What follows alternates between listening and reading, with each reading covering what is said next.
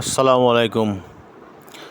একজন কৃষক তার পেয়ারা জমিতে কি কি কীটনাশক প্রয়োগ করছে তার পুরো প্রক্রিয়াটি আজকে আমি আপনাদেরকে দেখাতে যাচ্ছি। অবশ্যই ধৈর্য ধরে ভিডিওটি দেখবেন। বিশেষ করে যারা পেয়ারা চাষ করেন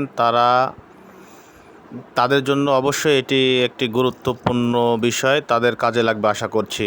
কোন সময়ে কী ধরনের কীটনাশক প্রয়োগ করলে পেয়ারার ক্ষেত্রে ভালো হয়, কোন পোকামাকড় আক্রমণ করলে কী ধরনের বিষ প্রয়োগ করতে হবে, সেটি এই ভিডিওটির মাধ্যমে আপনারা জানতে পারবেন আশা করছি। তো অবশ্যই ভিডিওটি স্কিপ না করে আমাদের সঙ্গে থাকবেন এবং পুরো প্রক্রিয়াটি দেখবেন কিভাবে কীটনাশক মিক্সার করা হচ্ছে। দেখতে থাকুন, আশা করি ভালো লাগবে। ধন্যবাদ সবাইকে, পাশেই থাকবেন। একটি ফসলে আসলে কত রকমের যে কীটনাশক প্রয়োগ করতে হয় তা আসলে দেখলেই বুঝতে পারবেন। ঠিক আছে, তো সঙ্গে থাকুন এবং দেখতে থাকুন কিভাবে কীটনাশক প্রয়োগ করে। আর দেখতেই পেলেন কিভাবে বিষের সেই ঢোপ কাঁধে নিল একাই, কোনো সাহায্য ছাড়াই, যাকে বলে বাহুবলী। তো যাই হোক, সঙ্গে থাকুন এবং দেখতে থাকুন।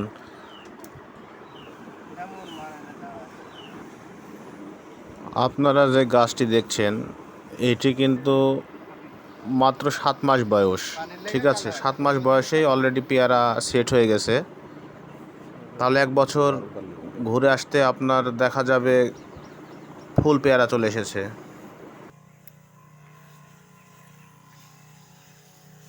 পেয়ারা কি কি বীজ দিচ্ছেন আপনি? স্প্রেতে দিচ্ছি আজকে আপনার গুড়ি মারা বেশি ইমিডাক্লোপ্রিডের। গুড়ি বলতে কি, গুড়ি পোকা? হ্যাঁ, গুড়ি পোকা, জাপ পোকা। জাপ পোকা? হ্যাঁ। কি ক্ষতি করে পেয়ারার? পেয়ারা চুষে চুষে খাইলে নষ্ট করে দেয়। মানে পেয়ারা পাতা চুষে, পেয়ারা চুষে খেলে নষ্ট করে দেয়। হ্যাঁ, আর পাউডার মনে হয় দিচ্ছেন। পাউডার কি কাজ লাগে? পাউডার দিচ্ছি আপনার জ্যাজ, সিনজেন্টা কোম্পানি জ্যাজ। ডোগা কাণ্ড মোটা করবি।